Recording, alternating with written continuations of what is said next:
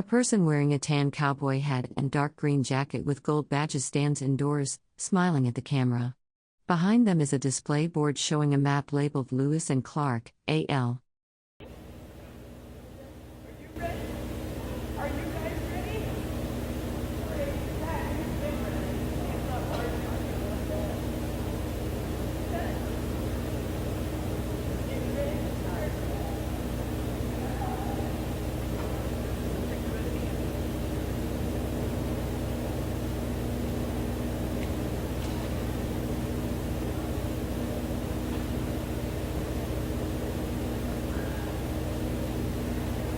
I'd like to welcome you guys to the 10 of Many Voices once again.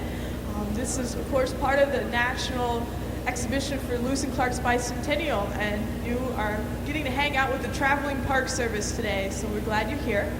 We have a special presenter for you this hour. We have Pat Allen, and she's going to talk to us about living off the land and understand a lot of personal experience here. So please welcome Pat Allen from the Grand Ronde. A person wearing a tan hat with a black band and an olive green jacket holds a microphone while speaking. Behind them is a dark banner with white text listing various government departments and agencies. Thank you for having me. I'm also a member of the Confederated Tribes of Grand Ronde. I'm going to speak of adventures that I've had with my family. This is a continuation of the living off the land from the one I had yesterday. I basically talked of the foods that were gathered in the seasons that they were gathered and the preparation of them. This is what I'm going to talk about today is the ancestry, where I come from and where I was taught from, the many mentors that I had that helped me through all of this to my age of today, which I'm still learning, and teaching my grandchildren and great-grandchildren. And I want to thank you for having me as one of your speakers.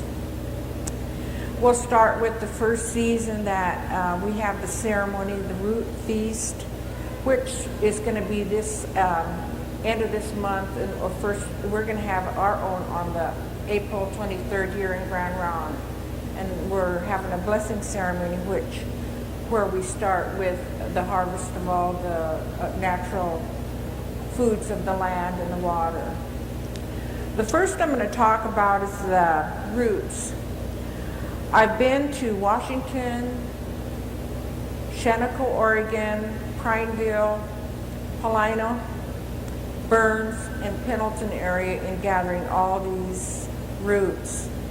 And a long time ago, I know we weren't able to travel all that distance for them, so what happens in the area over here is the camas was the most used root over here. And what was done with that root was, it was barbecued. It was put in the oven in the ground where the fire was below, and we heated the rocks and put them in there. And they were like barbecued in sacks with leaves. And this took approximately 3 days, period of, just really making sure that they were processed right, barbecued. And that would preserve them for our winter supplement. But the bitter root is probably, they're all medicines that we consider sacred to our body. And this is the reason why they're ceremonial used.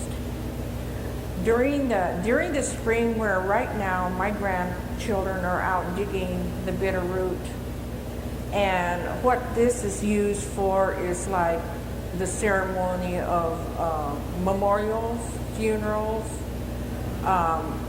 birthdays, community birthdays. A person wearing glasses, a black blazer, and a purple shirt with a beaded necklace sits at a table with a water bottle and papers, speaking in front of a dark backdrop with gold text mentioning the U.S. Army Corps of Engineers. Days, or honorary days that the people, if they can afford it, can have these in the longhouses, which I'm known as a longhouse cook.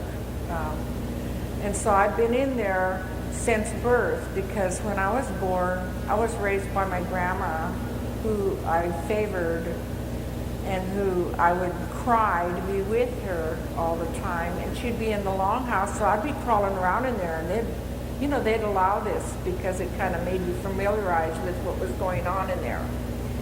I can remember, walking around there as a child, and they'd be cutting fish, and they'd be cleaning deer meat, and elk meat, eels, all these different traditional foods, which is the sacred ceremonial foods, huckleberries, choke cherries would be the berry type ones that we use.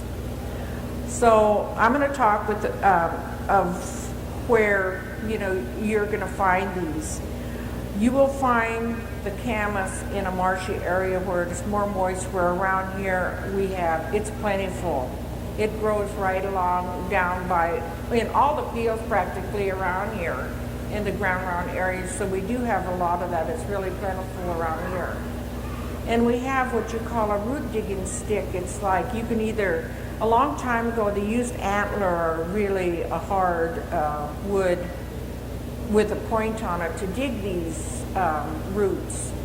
Well, now we have what you might call a steel rod with a point on it with the antler, or maybe possibly wood, which now they've transferred over to metal and made it one piece.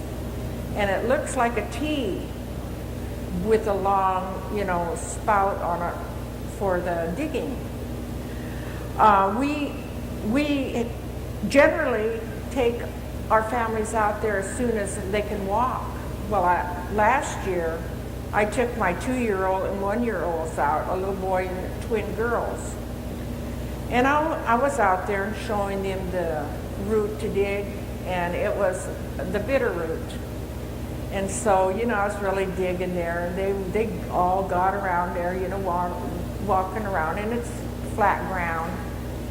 And so I showed them, and then I showed them how to start digging these roots.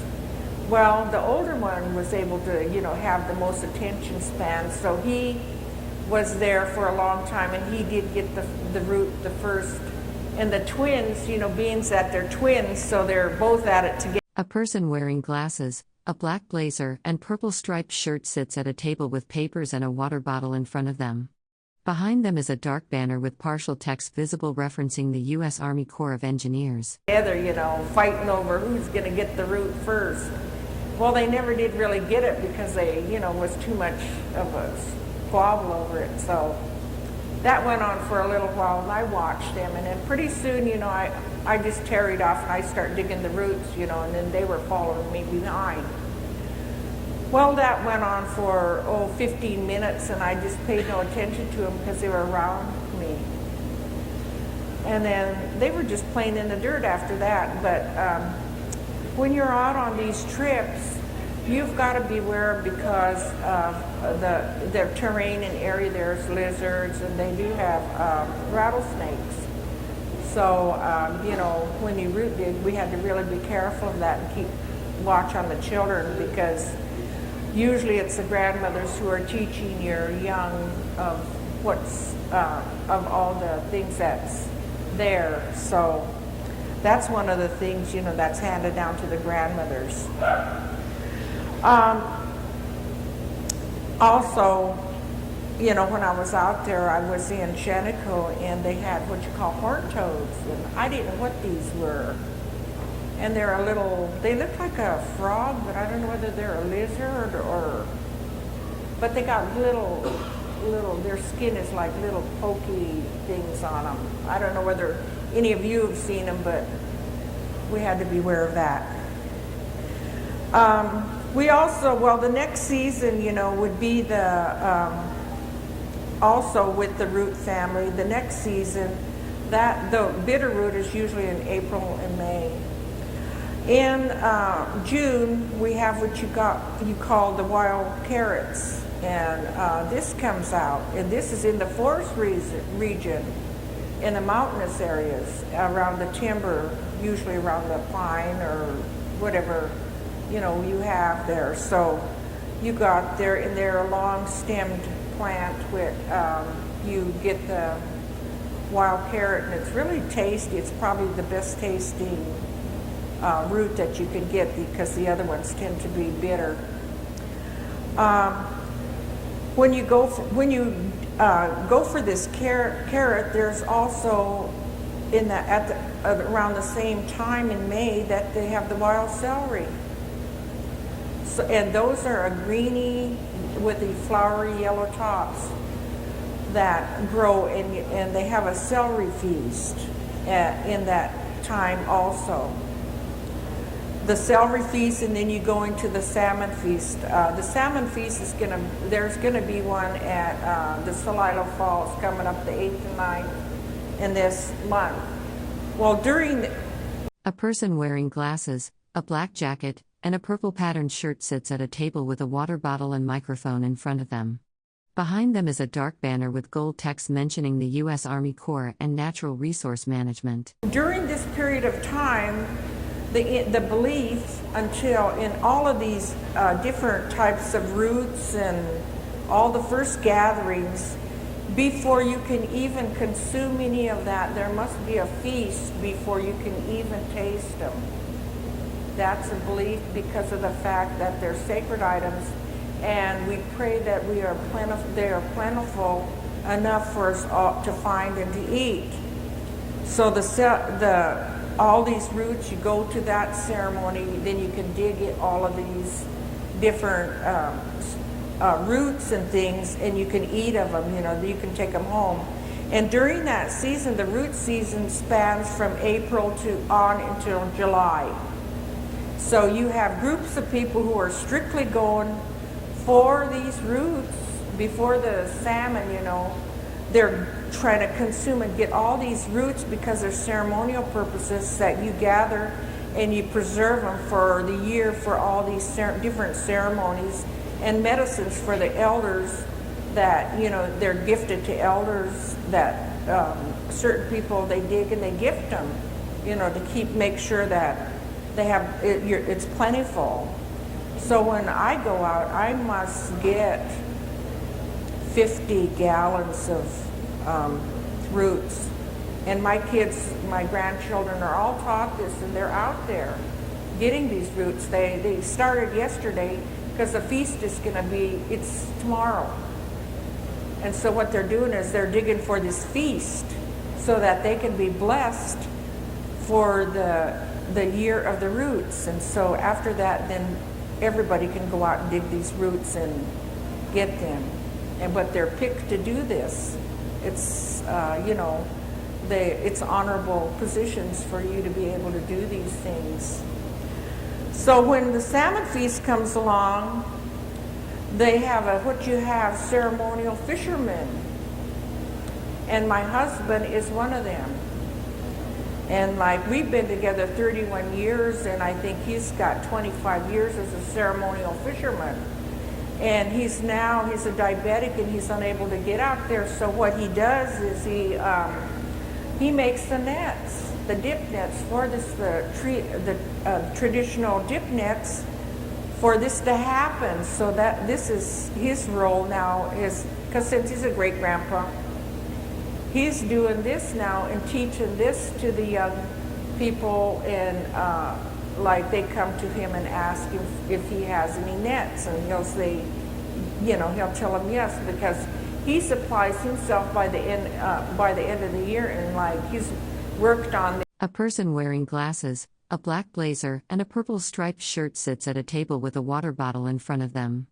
Behind them is a dark banner with partial text about the U.S. Army Corps and Natural Resource Management. And gets enough twine to make maybe about 10 of them, so that because there's also selected treaty fishermen.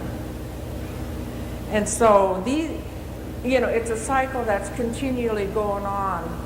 They get to fish in on the treaty sites, like Shears Bridge on the Deschutes River. I don't know how many of you have gone there, but this is in history, and they have pictures of them in magazines.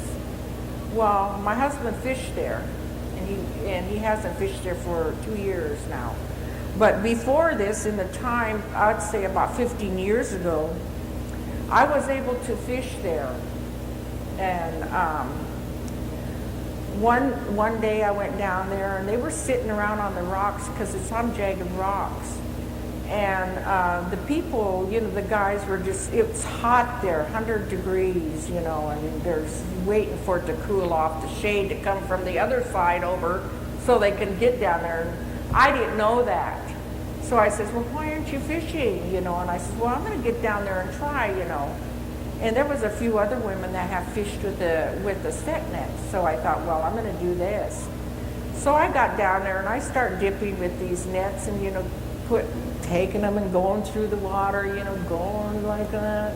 And that pole is heavy, you know, because it's done with a long pole, you know. And before long, you know, it was a 12-pounder. Well, you know, they tie you down so you're not jerked off of these scaffolds that they built over the water. Well, I thought, well, okay, that wasn't bad, you know, 12-pounder, you know, I always felt pretty good there, you know, I was able to, I thought it was just luck, but, you know. So I says, well, I'll stay, I asked them, well, do you know, take turns, you have to take turns if you want on that. I guess they were just, thought it was, you know, something, you know, a woman getting down there fishing. So I tried it again. And I was probably fished there another half hour, you know, before the second one came up. And when that second one hit, it hit and it almost jerked me off that platform. And it's a lucky thing I had that net on. My brother was up on the shore. He jumped off that rock down on that platform to keep me from going in the river. So that was the last time that, you know, I did that. But it's really scary, you know, after I thought about it, you know, because I never thought it, you know, nothing like that. I've never seen it, but I've heard of people that were jerked in there, you know, and that had perished. So I thought, well, that, you know, that's the end of that. A person wearing glasses, a purple blouse, and a dark blazer sits at a table with a water bottle and papers, smiling while speaking. Behind them is a dark banner with gold text mentioning the U.S. Army Corps of Engineers. That adventure for me, at least I have that experience, you know, and then I can talk about it to my children. So, you know, and I wouldn't recommend anybody to do that again, you know, but me, I'm a pretty strong-headed woman, you know. So we fish, and when you start fishing, it's the spring come in around May, and you're fishing until October. So that's a season in itself. Well, okay, they fish night there, and they have what you call set nets, and they extend off these platforms, and their hoop is wide as this table, big around and tall as me, and you push them down into the water, and you just sit there. Well, my husband and them were down there, and then they were looking, there's different sites, and they have a number of set nets. So, you know, they says, well, go ahead, you know, my husband tells me, he said, you watch this one, he says, and we're going to go and check on the rest of them, because there's a number of fishermen that are fishing, and they have their family, fishing, So I says, okay. So it was about midnight, and it gets cold there because of the spray from the water. You're so close to the water. So I was sitting there, and pretty soon I was laying down. I thought, oh, nothing's going to come. I'm just going to take a little nap here. And about 12 o'clock, I was in my sleeping bag there. Something just hit that pole like that and just shook me, on that scaffold. And I jumped up and I thought, what was that? And I'm fishing. And I jerk up that pole. You're supposed to hang on to a stick to know a fish is in there. And, I'm just sitting there waiting for them to come back. So, but they never did come back, so I had to pull that fish up, And that was a 40-pound Chinook. I thought I could never, I didn't think I could pull it out, but I did, And so, and I didn't really know how to set him in. I'd watched him do it, and so I thought, well, okay, I'll set it in. I didn't think I set it in right. And as soon as I set it in again, it almost knocked that pole out of my hand when I was setting it in. Another 40-pounder came by. I thought, I'm not setting that net in again. I pulled that net up and I set it down on the side there because I was afraid I was going to go in. I mean, you know, these experiences, I never thought, you know, you go out there and you think, oh, it's okay, nothing's going to happen, but you never know. So I can say that I caught, you know, the traditional way of fishing, and it was hard. It's funny now, but then it was pretty serious. A person wearing glasses and a purple shirt under a black jacket sits at a table with a microphone and water bottle. Behind them is a dark backdrop with partial gold text mentioning the U.S. Army Corps of Engineers. They also, you know, at that time they're doing this traditional fishing. They can catch steelhead and what they do is they put them in lockers and put them, you know, in the freezers and save them for the ceremonies. So I had fish that went into ceremony, and I was really happy for that. When you're catching these fish, you know, there's a bunch of sports fishermen, and then when you get the female fish that comes in and they have eggs in them, they're over there, they're just hounding you to get these eggs, you know, for their fishing. So you're hoping, you know, that you could get some eggs because they're very expensive when you buy them. And then when we would sell them, we'd sell them for skeins, you know, to these fishermen. And that was my job, doing that instead of getting down there on that scaffold, you know, because that's pretty scary. Well, when we bring them back, and like if they haven't taken a for all ceremonial, they take the big ones. Well, then I would start drying these fish. I would start cutting and drying them and putting them in a smokehouse. After I was, you know, as the season wore on, you know, the ones that you could take as some for yourself, you know. And so I'd be doing that during all this period. And I lived like that for 10 years, just strictly ceremonial fisherman, you know, a wife of fishermen. We also went down to the Columbia River and were in the waters down there with the boats and the gill nets. But my job, I wouldn't get out on the water. I would be just sitting watching the fish after they caught them, you know, the nets full. And then now, from then, we went into September. Well, it's July and August. So in July and August, at the same time we were doing the fishing, the eels would start to come up. Well, my husband would catch those, you know, and we'd cut, you know, to take some home. And what we'd be doing there would be cutting and drying those and teaching also. You know, when you do all these things, you have someone there teaching. You know, you take someone with you so that they can be learning, usually your children or your niece, nephew, or, you know, the ones that were interested in all that you were doing, and you'd bring them along with you, you know, for the adventures. I know one night, I'll tell you, my sister-in-law, my brother was a fisherman with my husband. They were down by the falls and they had some boards. And my brother... A person wearing glasses, a black blazer, and purple blouse sits at a table with a microphone and water bottle. Behind them is a dark backdrop with partial text mentioning the U.S. Army Corps and Department of Management. And my husband were fishing, and it's a good thing, you know, I stayed in the car, you know, because I didn't want to get out there, but she got out there with him. And she was, you know, put a bedding down over these boards just laying out in the air there. And a skunk came by and was under them, you know, and it was, you know, experiences you never met, you know, like me being in a tent too, and the skunk coming in and it touched me on the nose with its nose, you know, things like that. You never think about it, you know, what's going to happen to you, you know, it's just a chance, I guess. But, you know, there's crazy things that have happened, you know, and fun things that we've had, you know, that happen out there. And also the reeds that grow out by the river, you know, we gathered some of those that were used for basketries because they have the reeds there. But it's really fun, you know, teaching, a lot of experience. Then we go into huckleberry patches after the fishing that happens in August, July, August also. So we're kind of running together there. We have to make a choice of, whether if we want to get in a little of this or that, a variety, then we're going to go pick huckleberries, in the mountains, which isn't far from the river. And so we'd go up to the, pick in the mountains.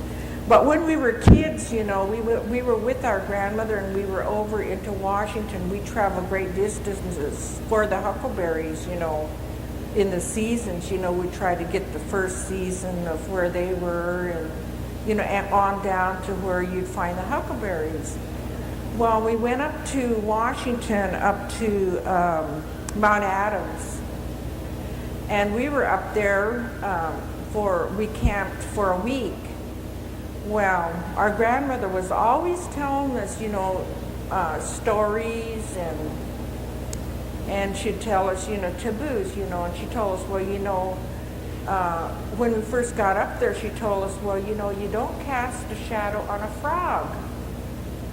And we thought it was funny, we didn't know, we thought it was just something, don't pick them up, or stay away from them, or don't be playing with them.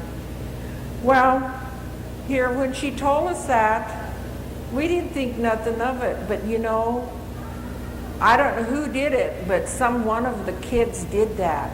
And that night, after they had done that, those frogs were coming into our tent-like shelter. I mean, it wasn't just one or two, it was like dozens.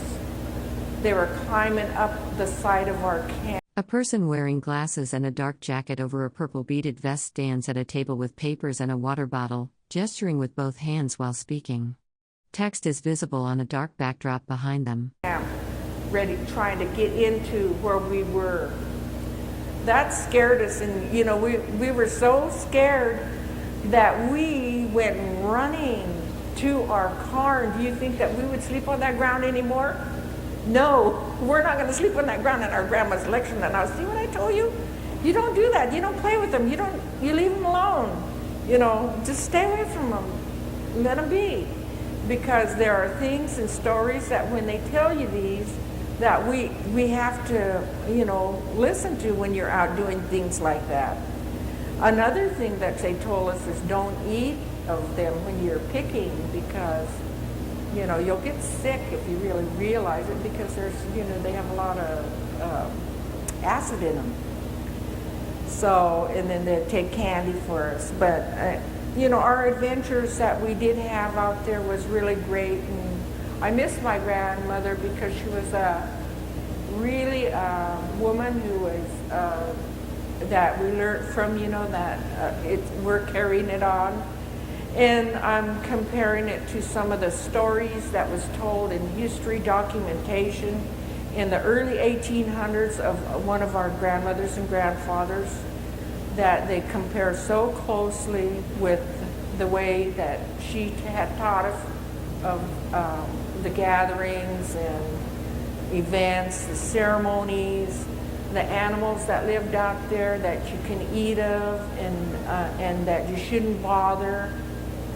I know, because we were also another adventure when we were up there at Mount Hood was when we were on a hillside and we didn't know, and my grandma says, well, you guys stay together, we don't want you to get lost. Well, we would, we'd be playing around, laying under a bush trying to hide so she wouldn't catch us not picking. Well, here we heard a noise, it was like scratching, or, it must have heard us screaming around or something, but here, pretty soon, here come a noise, and it was this bear. It came rolling down that hill. And, so close to us, but yet, of the dangers that we weren't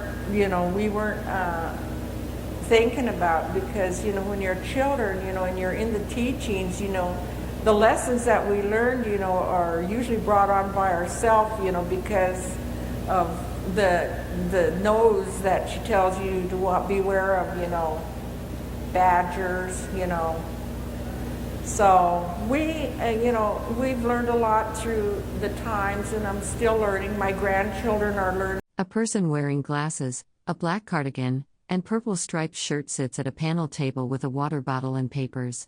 Behind them is a dark backdrop with partial text mentioning U.S. Army and Department of events.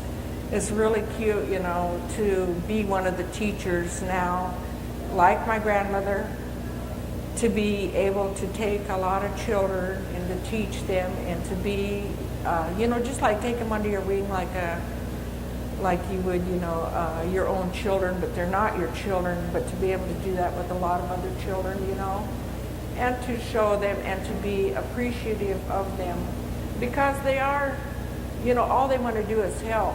That's what I find out with kids. Really, all they want to do is help, and that's, we call it mischief today, but they want to help you. They're right there, ready to learn. And if we find the time and the space for them, it's really great. And I'm thankful, for the way of the teaching, that I'm able to come back and help our tribe, which when we were terminated in 54, to carry that knowledge on to help our kids today. And I know that everything is the way it's supposed to be, and that the teachers were preserved, for the times that weren't there for them. And I want to thank you for joining me today and to listen to some of my stories that I had that were really, I thought at the time that I knew everything, but you never do. You never know everything. Thank you.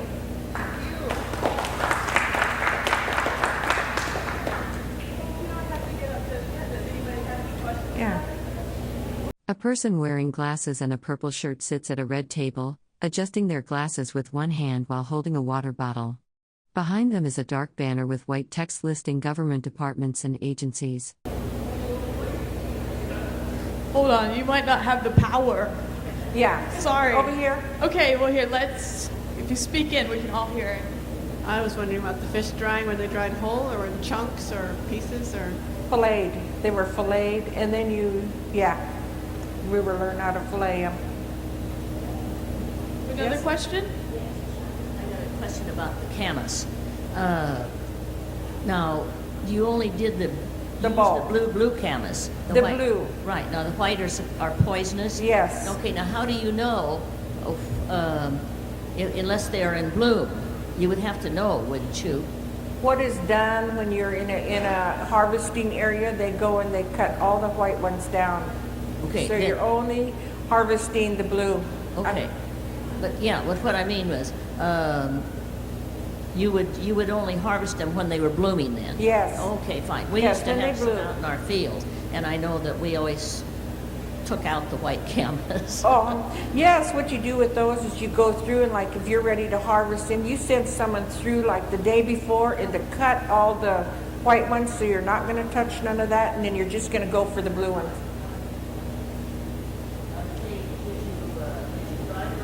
Dry those or boil them? What we did was we barbecued them. Oh, that's the ones you were talking about. Putting Yes, in that's how you put, and then you're able to put them in jars and store them. Were they dried when you got through? They're like the candy. They remind me of a candy. They turn brownish, and you put them in jars and you preserve them, Right. seal them. Now, would they last all winter then? Oh yes, Tell you, they took can them out. last Uh-huh. for a probably 2, Now, 3 would- years. Now, would that be the bitter root? No, that Now, bitter what's the root bitter is root? dried. The bitter root is it looks like it's got a bunch of legs on it, and you could just dry it by the sun. Oh, is that what I call Queen Anne's lace? No, Queen Anne's lace is something that is used for a medicine. Right. Okay. Yeah, and that's the tops. Yeah. Right. Okay. Yeah. Yeah, we know medicines. I mean, we're taught that too, but we're talking about the foods. Thank you. Any more questions for Pat? Okay, well, are you going to hang around a little bit? Yeah, I'll hang around a little bit. All right, so if you want to come talk with her personally, that'll be great. Thank you. The frame appears to be completely black or blank, with no visible content, people, objects, or setting discernible.